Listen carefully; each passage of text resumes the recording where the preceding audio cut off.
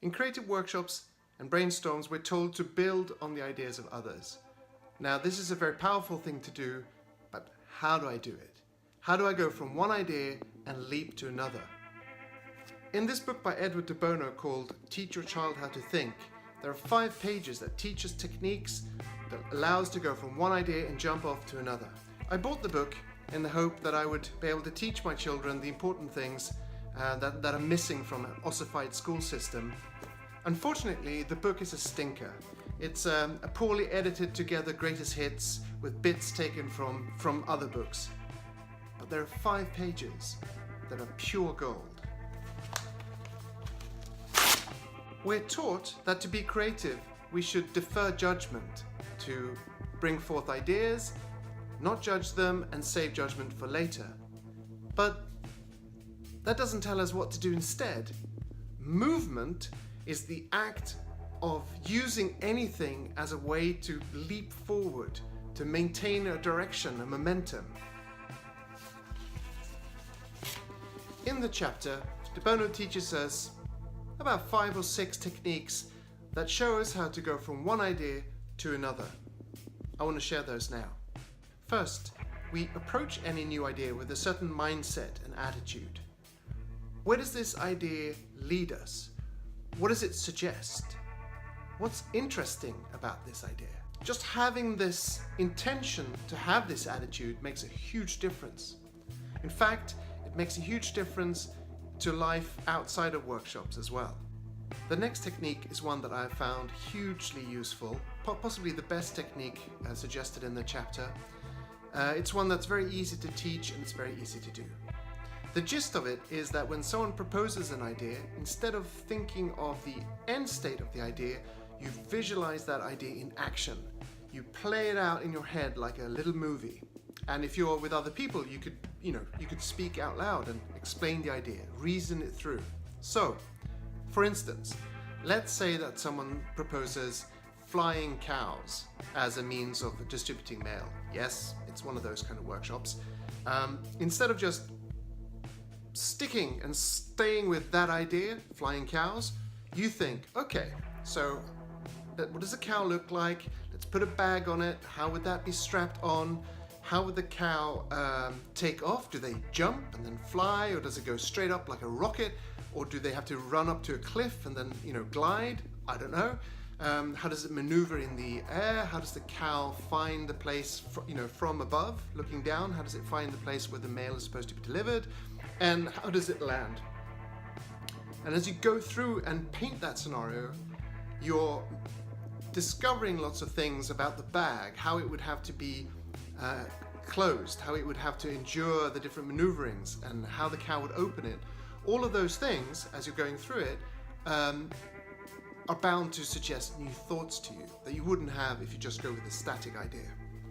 The next technique is slower and much trickier, and I would actually advise against using it in a workshop, but it works very well for a solo ideator or a couple who are quite accomplished at brainstorming.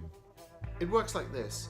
You take an idea and you look for the abstract properties of that idea. Let me give you an example. A colleague and I were looking at novel uses for touchscreen technologies. First, we did the expected brainstorm and we generated lots of ways in which people could actively interact with the touchscreen, different kinds of gestures, etc. Then we came up with an idea where the absence of input from a user, like actually not touching a screen, or the direction in which they remove their hand or approach a screen, that was giving information to the system. The non-activity of the user as information to the system. So that's the abstract idea. We use that to generate additional ideas, including a couple of patterns.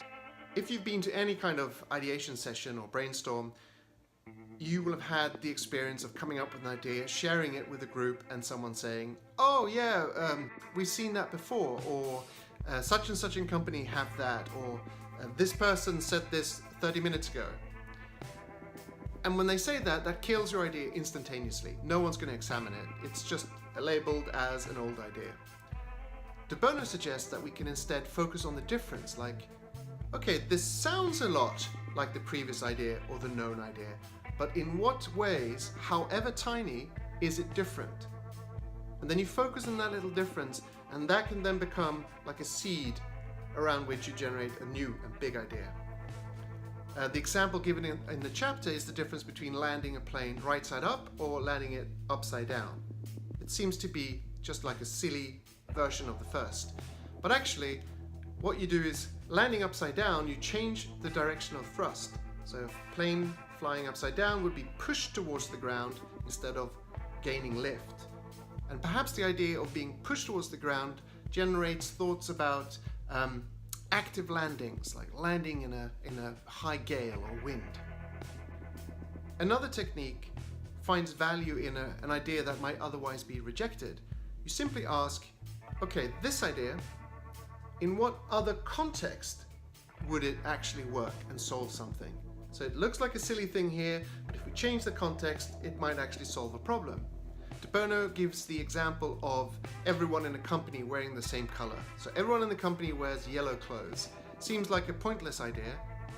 Then you take that idea and you put it in IKEA.